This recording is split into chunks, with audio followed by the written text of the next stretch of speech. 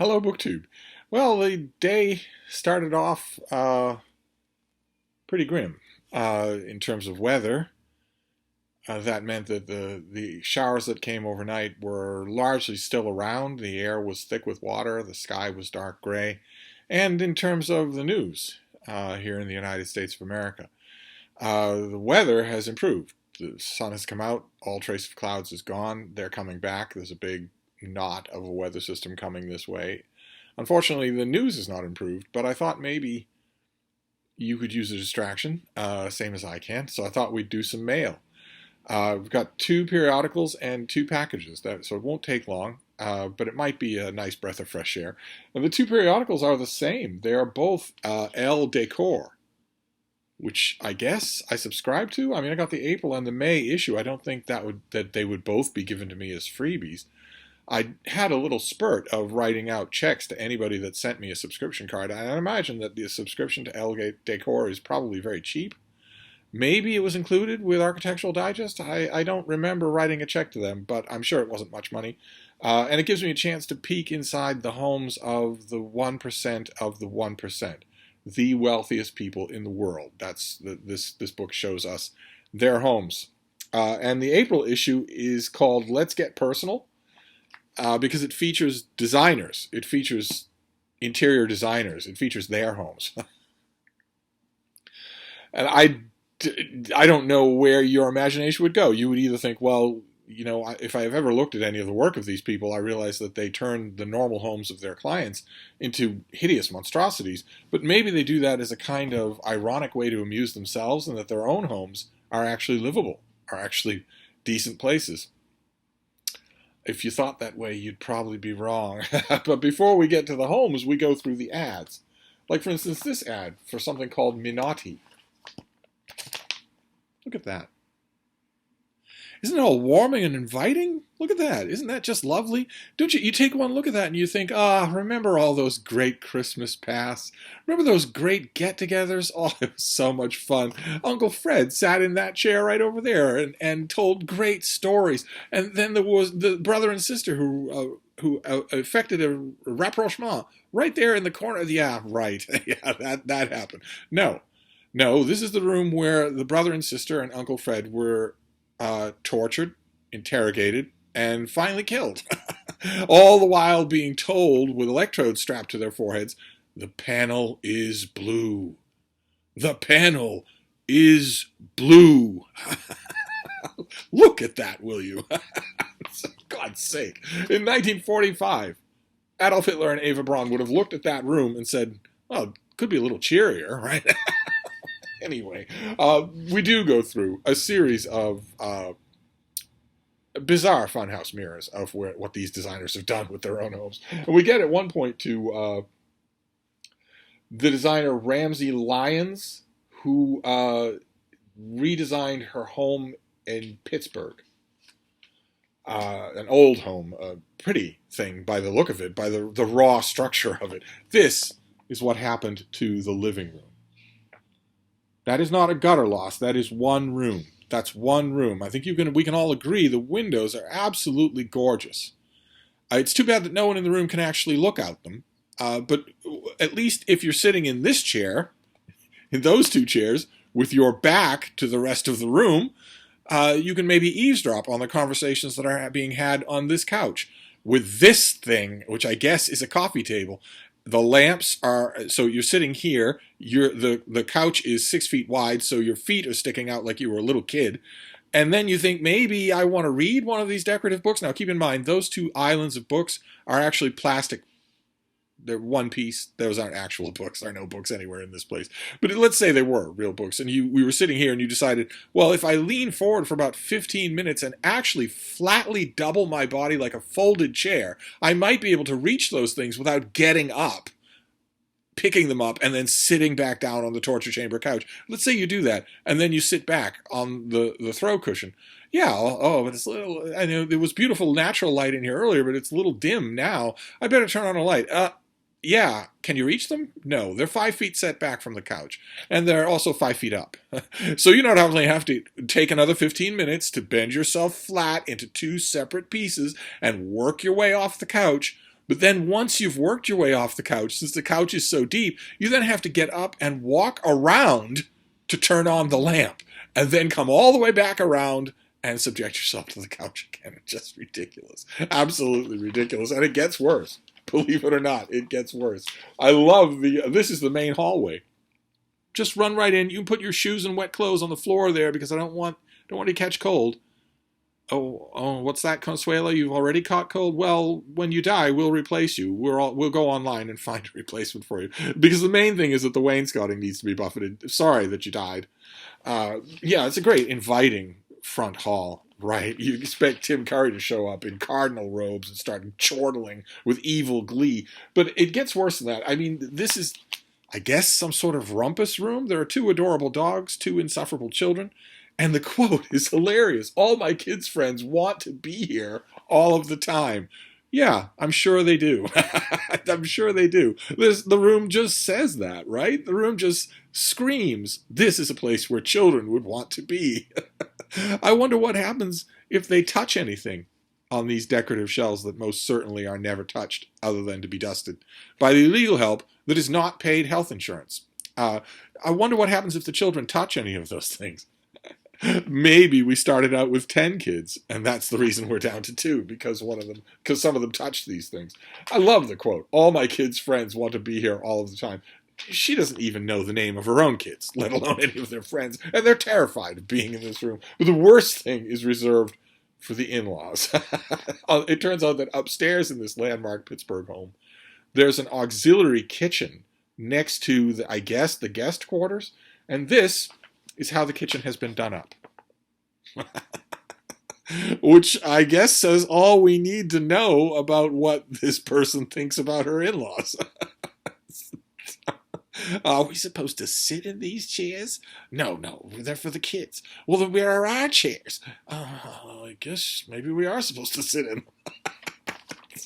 Ridiculous. Absolutely ridiculous. And then the next issue is the family issue. So I have back-to-back issues of Decor magazine. And one of the things in here that was notable is a really nice building, a really nice old palazzo in Milan. Right in a central historic part of Milan. Oh, is that the Bean? Yes, she is. She's just soundly sleeping there. Sorry. I was blocking her this whole time so that I could mock the 1% of the 1%. There's a beautiful old villa in Milan. And we get a story of the legendary architect. Let's see here. This is the name of the place is the Casa degli Italiani, which was a Castellini family compound, and it has been remade by this family.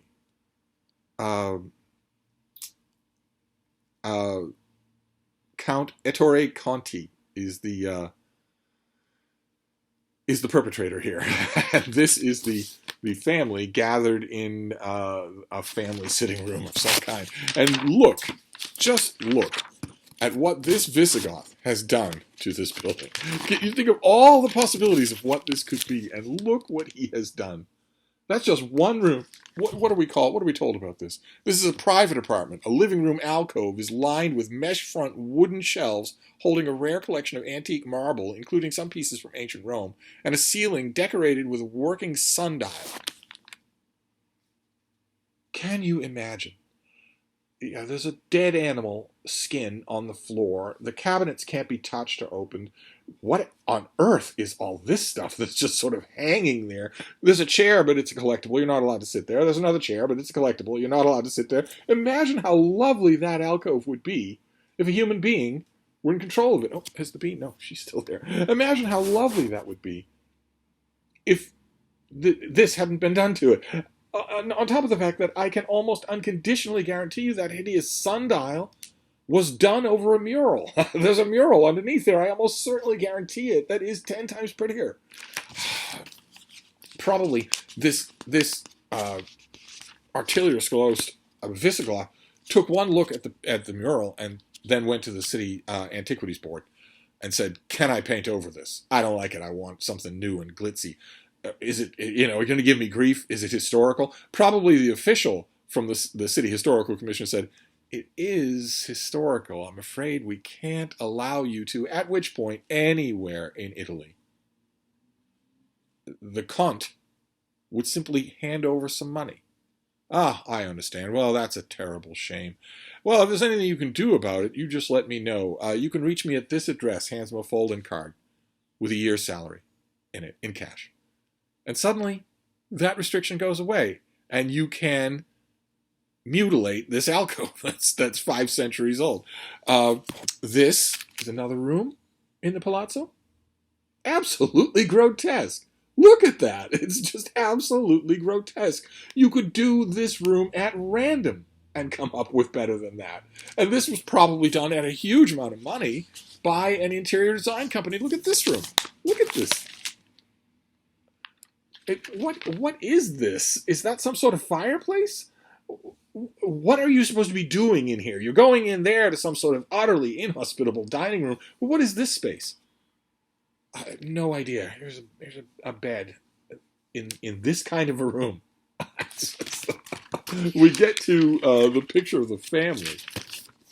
Only the lady of the house is beautiful. Only the lady of the house has light shining in her face. All the rest of them look like they'd kill you and stuff you in a wainscoting themselves. You're not allowed to touch those books. There are no ladders to reach them. However, this issue did have a bright spot. It wasn't easy to find, but it did. This did have a bright spot. All the way at the end, we are shown a Harlem townhouse that belongs to James Fenton and Darryl Pinckney, who are shown. There's a rather adorable picture. That's their open room where the windows can open out and let the music in. And here are the two of them in, I think this is Darryl Pinckney's library. Yeah, that's Darryl Pinckney's study. And, you know, that's all that we get. These two are literary people. They have long literary reputations, but that's the only hint of books that we get. And I know, I mean, if Pinckney has a study, that means Fenton has a study too, and the house probably has a library. We don't see any of that in this profile. The thing that the rest of us would want to look at, we don't see in this profile. Wasn't there something else in this room that was hideous? Yeah, this is the master bedroom. God help us. That's the master bedroom, with this guy staring at you the whole time. Horrible use of natural lighting, horrible color scheme. The only thing comprehensible in this whole picture is the TLS on the nightstand. Other than that, so the beat's not waking the bean up. But so if I guess what I'm trying to say is, if El Decor is going to bring me this much pleasure in every issue, I'm glad I subscribed, even if I don't remember it. But we do have book packages, so let's see what we can find here. See if one of these packages, I think, is from W.W. Norton, which is one of my favorite publishers. So that's good. I always love getting something from W.W. Norton. Right, so what do we got here? Oh my! Oh goodness!